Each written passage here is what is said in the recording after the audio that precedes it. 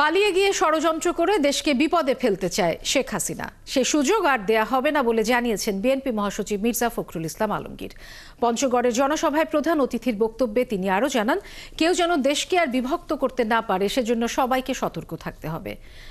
রিসাদ হাসানের ছবিতে পঞ্চগড় থেকে জানাচ্ছেন শফিকুল হক।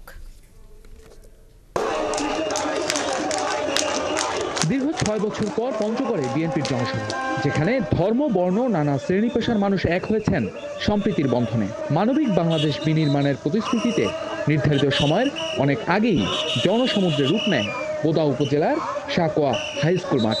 এই জাতীয় নির্বাচনে আমাদের নেতা জনাব অনেক ত্যাগ দীর্ঘ সংগ্রাম শেষে ফ্যাসিবাদ মুক্ত বাংলাদেশে এমন জনসভায় স্বাভাবিকভাবেই বাড়তি উৎসাহ উদ্দীপনা ছিল নেতাকর্মীদের মধ্যে। অনুষ্ঠানের মধ্যমণি বিএনপি মহাসচিব মির্জা ফখরুল ইসলাম আলমগীর সভামঞ্চে আসেন বিকেল 4টায়। প্রধান অতিথির বক্তব্যে আগামীর বাংলাদেশ বিনির্মাণে দিক নির্দেশনা দেন বিএনপি মহাসচিব। জানান, পতিত স্বৈরাচাররা এখনো সক্রিয়।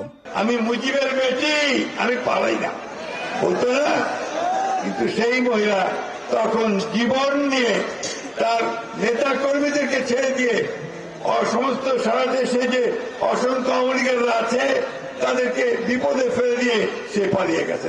এই আমাদের ছাত্রদেরকে আমি ধন্যবাদ জানাতে চাই, যারা 15 বছর ধরে লড়াই করেছে তাদেরকে ধন্যবাদ জানাতে চাই যে তারা তাদের বুকের রক্ত ঢেলে দিয়ে আমাদের জন্য আবার একটা সুযোগ সৃষ্টি করে দিয়েছেন যে আমরা আমাদের দেশটাকে আবার একটা গণতান্ত্রিক পদ্ধতিতে গড়ে তুলব। বিএনপি কেন নির্বাচন চায় সেটিও স্পষ্ট করেন দলটির মহাসচিব। জানান, ভোট দেওয়ার সুযোগ পেলেই জনগণ তাদের প্রতিনিধি নির্বাচনের সুযোগ পাবে। বিএনপি সে সুযোগটি দিতে চায়।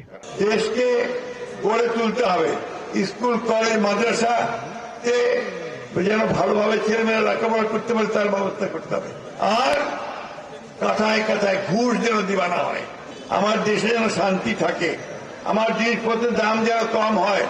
আজকে আমাদেরকেও সংগ্রাম করে আমাদের এই অঞ্চলকে আজকে সত্যিকার অর্থেই একটা জাতীয়তাবাদের ভিত্তি ঘাঁটি তৈরি করতে হবে, শক্ত ঘাঁটি। লক্ষাধিক মানুষের উপস্থিতিতে এই জনসভা থেকে স্পষ্ট বার্তা, দেশের স্বাধীনতা এবং সার্বভৌমত্বের প্রশ্নে এক চুলো ছাড় নয়। একই সঙ্গে চলমান সংকট মোকাবেলায় একটি অবাধ ও সুষ্ঠু নির্বাচনের মধ্য দিয়ে গণতন্ত্রের পথে হাঁটবে দেশ, এমনটাই প্রত্যাশা সবার। পঞ্চগড়ের সাকোয়া উচ্চ বিদ্যালয় মাঠ থেকে শফিকুল হক, ৭১।